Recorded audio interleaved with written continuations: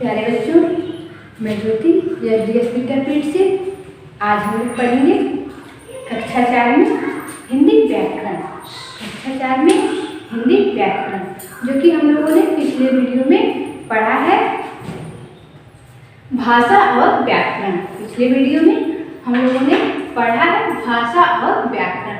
भाषा के बारे में हम लोगों ने पढ़ा। अब आइए देखते हैं व्याकरण। व्याकरण क्या होता है? भाषा, एक बार फिर से रिपीट करते हैं।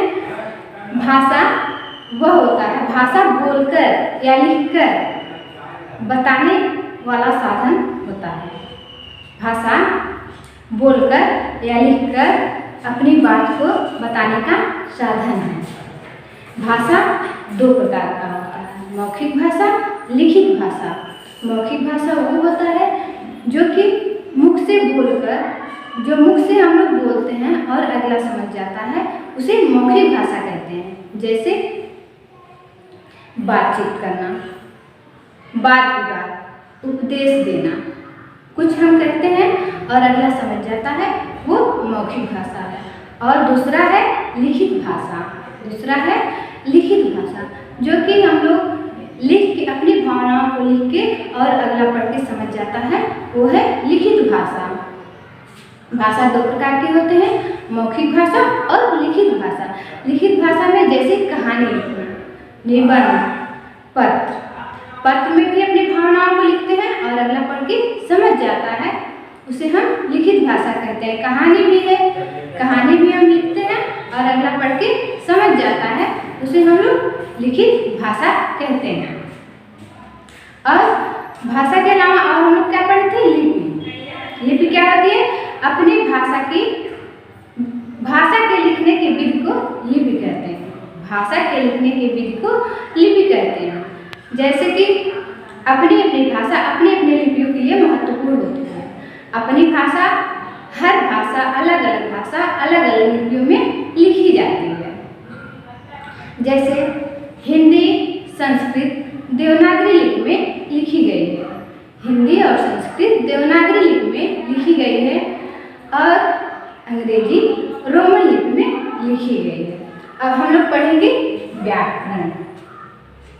अब हम लोग पढ़ेंगे व्याकरण। व्याकरण क्या होता है? जिस शास्त्र के अनुसार, जिस शास्त्र के द्वारा हम लोगों को सही से लिखना पढ़ना आ जाए, लिखना पढ़ना बोलना आ जाए, उसे व्याकरण कहते हैं। व्याकरण के माध्यम से हम लोग जान सकते हैं क्या सही है क्या गलत है। व्याकरण की परिभाषा क्या है, आइए देखते हैं।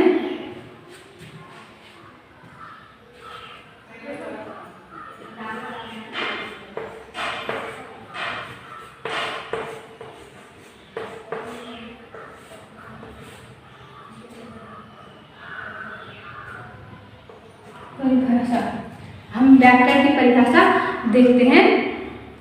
जिस शास्त्र के द्वारा, जिस शास्त्र के किसी भाषा को शुद्ध बोलने पढ़ने या लिखने के नियमों का ज्ञात हो, उसे व्याकरण कहते हैं। जिस शास्त्र से किसी भाषा के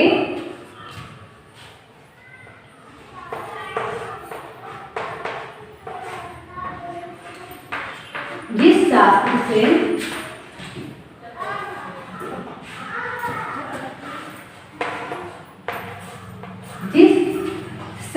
से किसी भाषा के शुद्ध बोलने या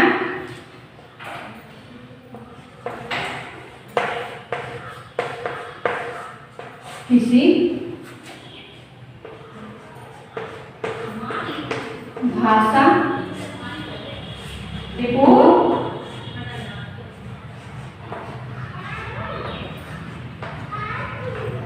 शुद्ध बोलने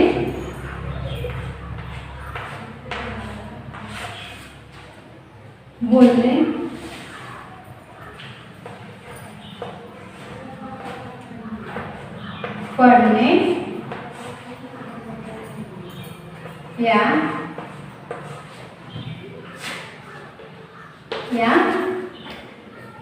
लिखने का ज्ञान हो, पढ़ने या लिखने का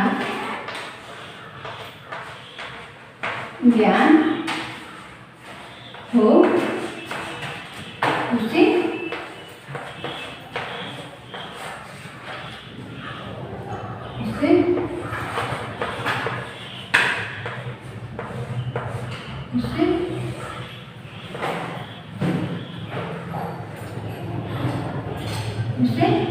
व्याकरण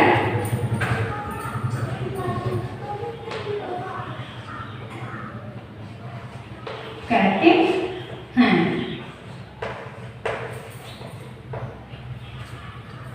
व्याकरण की परिभाषा है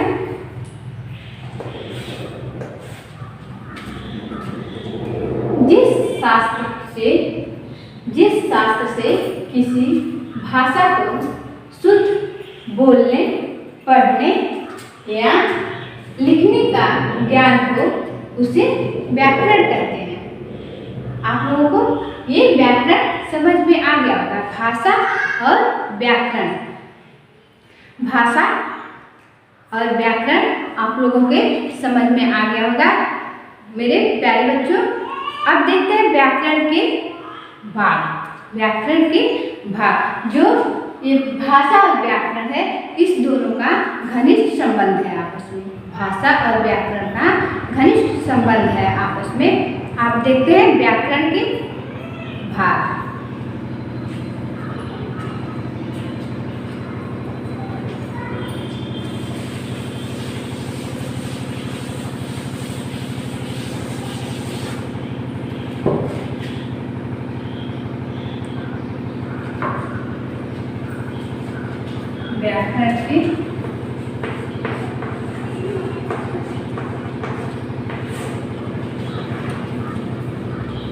व्याकरण के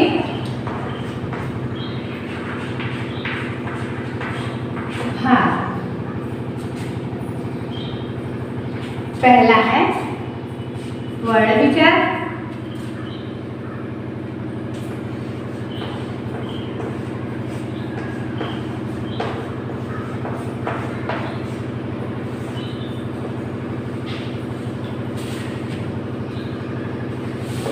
दूसरा क्या है शब्द विचार,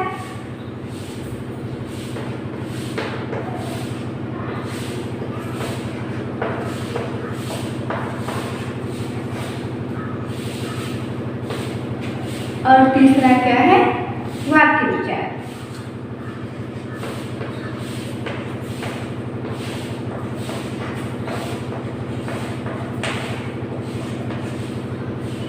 वाक्य विचार व्याकरण के भाग वर्ण विचार, शब्द विचार, वाक्य विचार।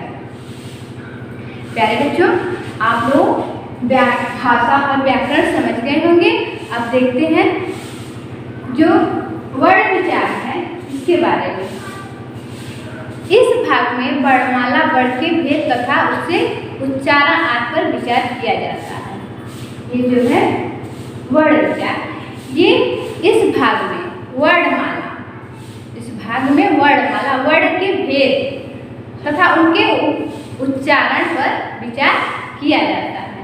और जो दूसरा है वो है शब्द विचार।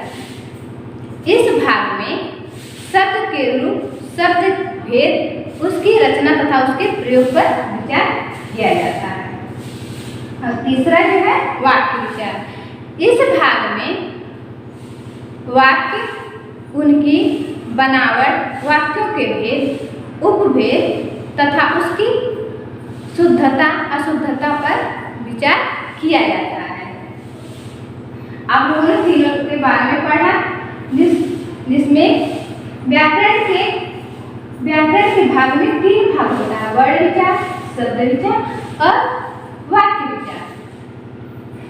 प्यारे बच्चों, आप लोगों को भाषा और व्याकरण समझ में आ गया होगा। जैसे व्याकरण की दृष्टि से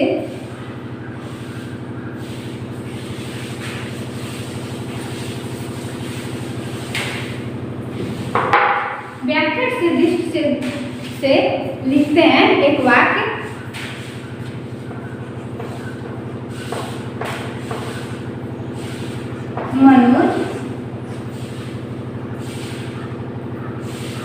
मनोज जाती है। मनोज जाती है, ये क्या है? ये अशुद्ध है, ये शुद्ध नहीं है।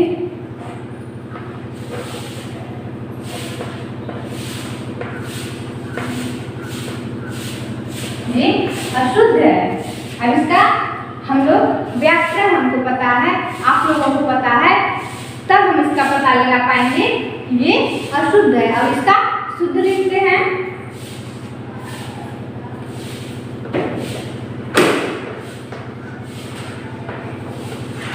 मनोज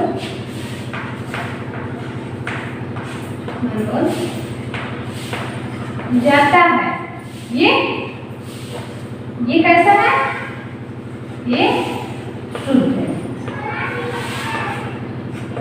इसी तरह से बहुत सारे उदाहरण हैं, जैसे सीता जाता है, ये क्या है? अशुद्ध है। सीता जाती है, ये शुद्ध है। व्याकरण के माध्यम से हम शुद्ध और अशुद्ध का पता लगा सकते हैं। प्यारे बच्चों, आप लोगों को भाषा और व्याकरण समझ में आ गया होगा। आप लोग इसे पढ़ेंगे और समझेंगे। फिर मिलते हैं अगले ऑनलाइन क्लासेस वीडियो में। धन्यवाद।